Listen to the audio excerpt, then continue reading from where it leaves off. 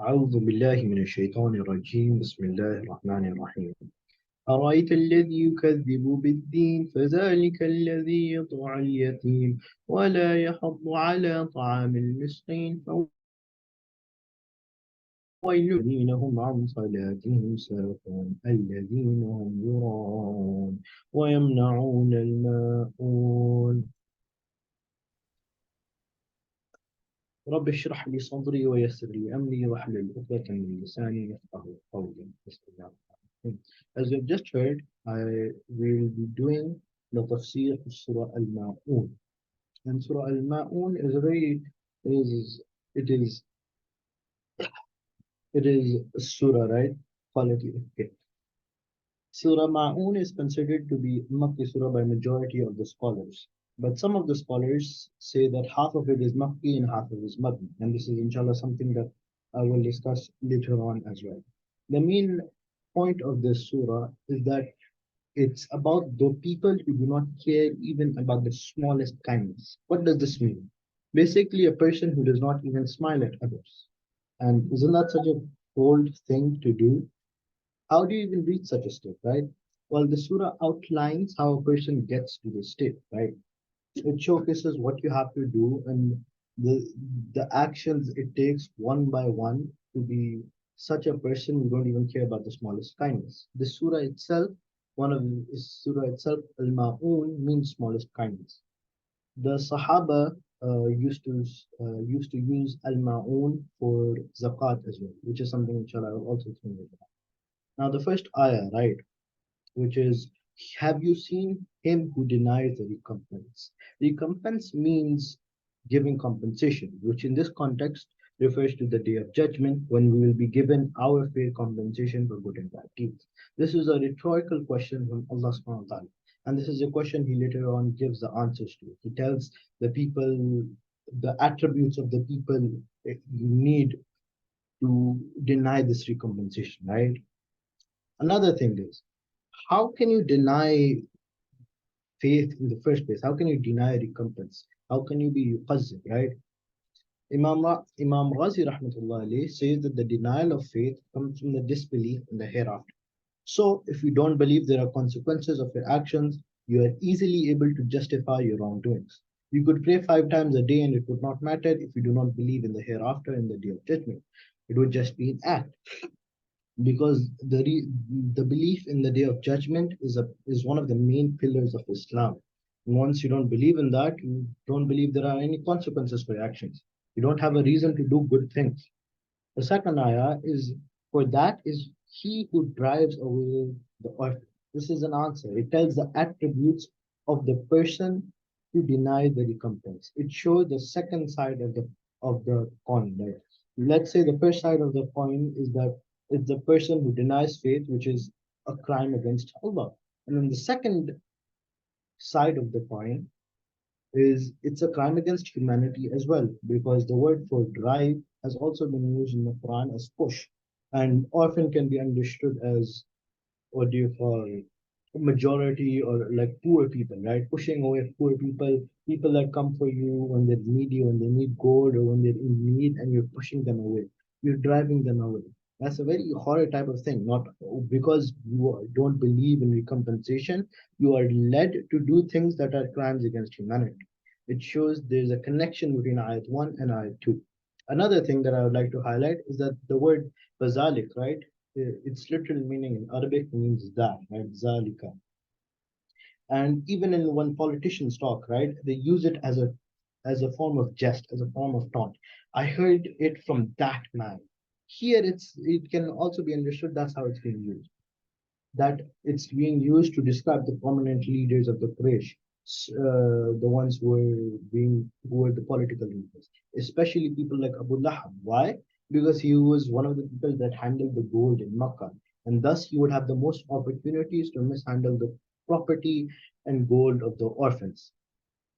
Now we have seen both sides of the coin. Let's go in a bit more into detail of this, right? Ayat 3 also describes another attribute, right? And does not encourage the feeding of the poor.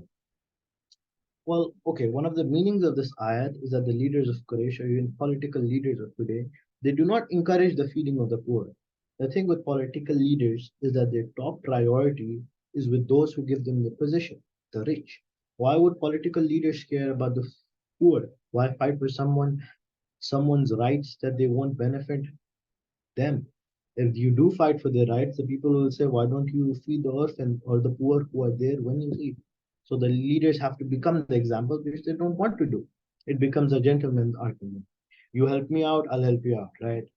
So first, they don't even encourage the others to feed the poor, the political leaders. They're not doing the job they were assigned to do. Secondly, the word for used here is matam, not atam. For English, for ease of understanding in English, it's translated to the feeding of poor, whereas ta'am in Arabic means food. The significance of this is that ta'am means food and mistain the poor. So it would mean the food of the poor, which implies it is something that is already their own right. So, firstly, the political leader, or the person who does not believe in recompensation, he is not feeding them from his own pocket, right? He is not encouraging others to do it. And on top of that, he is taking the food that is already the orphans. That is the right that is already the, what do you call, orphans' right, which is a very horrid thing to do, which showcases how you slowly build up to not even being kind to others, right? And the reason why they're easily able to do this is because there's no consequences to their actions because they don't believe in the day of judgment. And another interesting thing about this ayah, right? Miskeen is with miskeen talks about one singular, it's a singular word. It's talking about one singular poor person. Why is this? It's so that when it's said, right, the person who hears it, he gets a bit shocked and he reflects and thinks about the poor people he's been in contact with. And then the person is like, that there was that one person who I could have helped, but I took his food, or I took his money, I took his what do you call clothing that he had. Why did you do that? Because you wanted to. It was your own benefit. You did not get any consequence for doing it. It is something that you did not consider a big deal, right? Now, these three ayahs, they're considered as Makki ayahs because they're talking about the poor, right? But the rest four are considered Madni because they talk about hypocrisy and hypocrites, and which was not an issue in Makkah, it was an issue in Medina. That's why this half is considered Madni. We will view that stance as well, but which is this is the stance, and I will also explain onto the Makki stance, which I believe which Sheikh Numan Ali Khan is that this surah is entirely Makki. The reason for that is right. I'll explain that in ayat 5. Ayat number 4, right? Fawailul lil musallin, then woe unto those who pray. This is an ayah that grabs the attention of the reader and the people who are around them. Fawailul lil musallin, then woe unto those who pray. Woe, the word woe has been used in Surah Humaza as well, which is for backbiters and people who, what do you call, uh, backbited, right? People who gossiped, which is a very big thing that you're not supposed to do at all. It's a very it's a thing that has that has a lot of punishment against it. So it showcases one how the severity of this verse, and then second, al musallin, it talks about multiple Muslims. It talks about, it doesn't specify that it's the prayers of, what do you call, the non-believers. No, it says then go on to those who pray. It reaches out to Muslims, hypocrites, to everyone. So everyone starts worrying. Is it talking about me? Am I the one being mentioned here? Is this about me? Is there something wrong with my prayer? And then people start reflecting on this. Another thing to note is that the word al-musallin, right, lil musallin, is a plural here, which is a contrast to miskeen, which was which was a singular in the previous ayah. Now, these people, because they do not encourage the feeding of the poor and they push away the rights of the orphan, They're such people that when they pray, there is woe into their prayers. This is how this verse is specifically, one of the interpretations is that this verse is specifically for those people. And in ayat 5, we can understand the connection with Makki, why this surah is Makki surah in itself, right? Now, ayat 5, the translation of it, but who are heedless of their prayer. It explains uh, who ayat 4 is talking about. It's talking about the people who do not pay attention to their prayers at all. Now, the reason why this is a Madni Surah, it requires a bit of history. When Ibrahim alayhi Islam did dua, right, to his children, for his children, that they prayed and that they were good Muslims, the dua was accepted, and Ismail alayhi Islam prayed. It can be seen in Surah Maryam, verse verse 55. And in it, Maryam, Ismail alayhi Islam is, it is in it, he is said that he is praying, right? And this praying can be seen that it was praying that from Ibrahim and Ismail's time, the Quraysh were praying. But throughout the generations, the prayer had started to become corrupted, generation by generation, to such a degree that they were heedless of their prayer. They did not give much attention to it. Even nowadays, right? When we're going for a party or we're going out anywhere, we don't give much attention to our prayer. We're like, oh, okay, well, I'll go out for a party. It's just Maghrib. It's not that big of a deal. I'll just pray Khaza, which even sometimes people don't even do that. And this neglectfulness is such a huge thing.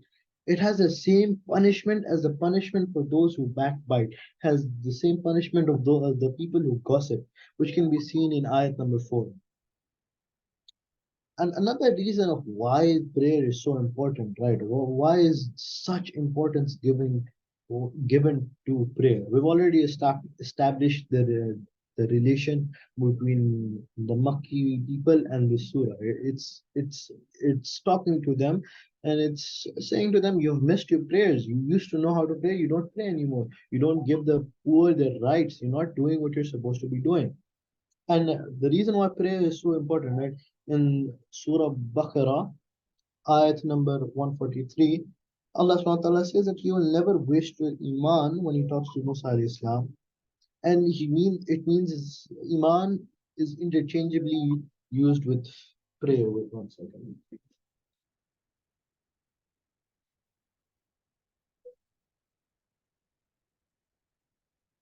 Yeah. So iman is interchangeably used with faith and prayer, which means that prayer in itself is faith. Because when Musa alayhi salam came to Allah and talked to him, right? He was talking to a very, very important person. And when we nowadays talk to an important person, we don't forget them after we go home after talking to them. We remember their personality and we talk about them with other people. We're like, wow, he was such an important guy. He was such an amazing guy. So Musa alayhi Islam was not going to forget he was not going to forget Allah subhanahu wa ta'ala anytime soon. But even then Allah subhanahu wa ta'ala told him to pray. And he said that he will never waste your iman, which is quite amazing. And then there is another dua which I've forgotten its Arabic wording, but its translation was my oh Lord, my prayer is for you, my faith is for you, and my death is for you. Now this should be given importance that the first thing that is said is that my salah is for you, my prayer is for you, my life is not for you, my faith is not for you. The first thing is prayer, which means that our purpose in this world is prayer in itself. Prayer is faith. That's a very important thing that we need to realize and actualize into our own lives nowadays. And then our life, our faith is for you, meaning that we are Muslims because we believe in Allah subhanahu wa ta'ala. And inshallah, in our death we will die remembering Allah subhanahu wa ta'ala. And thus we are able to see a connection of this ayah between what do you call the rest of the ayahs. And I shall also reflect on that a bit in the end as well. Now, ayat number 6, those who do good to be seen. This is again talking about the Quraysh, about how the Quraysh leaders, right? They would pray so that the not Quraysh leaders, Political leaders in today, they do religious acts and they do all of these acts, but they only do it so that people can see them doing it. That's their only reason for doing such a thing. And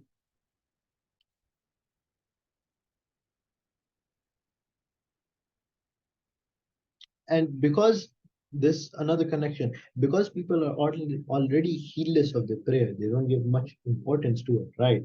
They realize that okay, now if I do pray, it becomes very easy for them to pray so that others see them praying. That's it becomes one of their main reasons for praying, because they do not have that faith and taqwa in prayer anymore. Thus, a connection between prayer 5 and 6, ayat 5 and 6 is established. If you do not give heed to your prayer, then you will start praying for others, which is incorrect, which is completely wrong. And I'd like to take a step back to ayat number 5. In ayat number 5, it says, "Ansalatihim," who are heedless of their prayer or careless of their prayer, right? If this was fi salatihim, it would mean people who are careless in their prayer.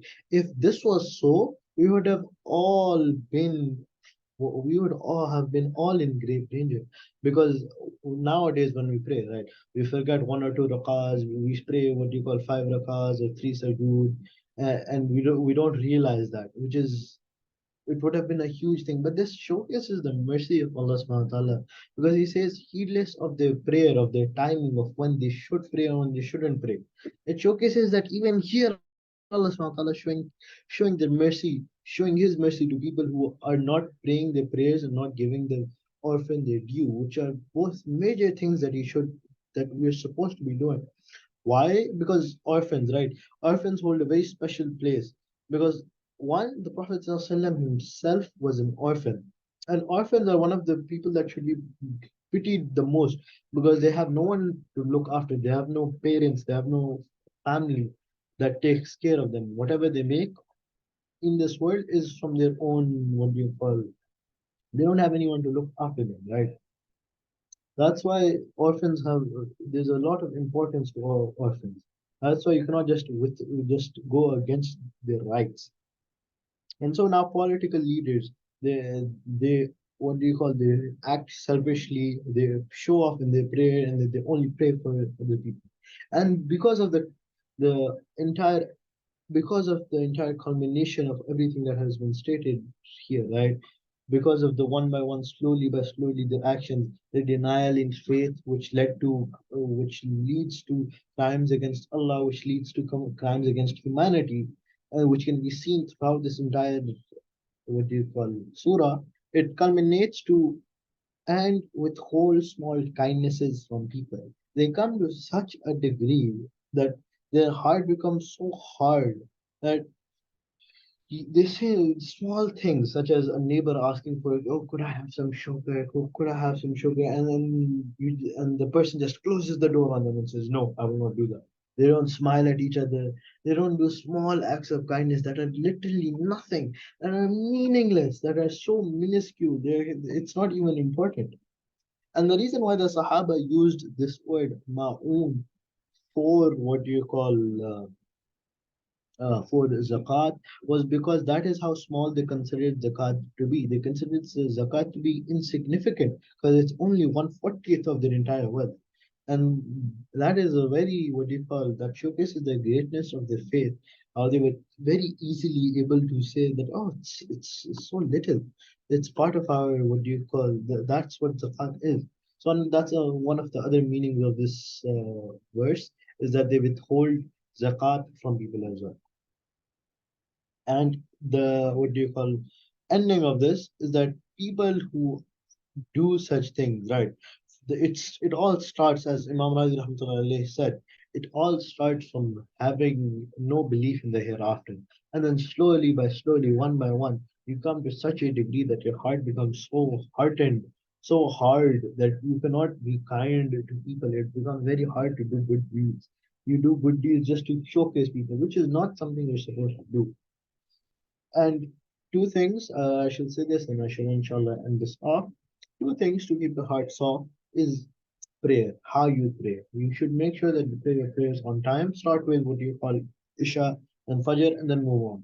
If you want to fast, well, and if your prayers aren't adequate, you should first pray, because prayers are a very hefty thing. They're gonna be the first thing that's gonna be asked on the day of judgment. If your prayers turn out well, so will the rest of your good deeds. If your prayers don't turn out well, your deeds may not turn out well as well. And give, dealing with people. When you're with people, right? And when you're dealing with people, be nice. If they need something, give it to them. Smile. Be happy. Be good. There's nothing. You only get good deeds from being nice to others. And with that, I would like to end. Alhamdulillah. Thank you. And let us all implement all that we have learned today.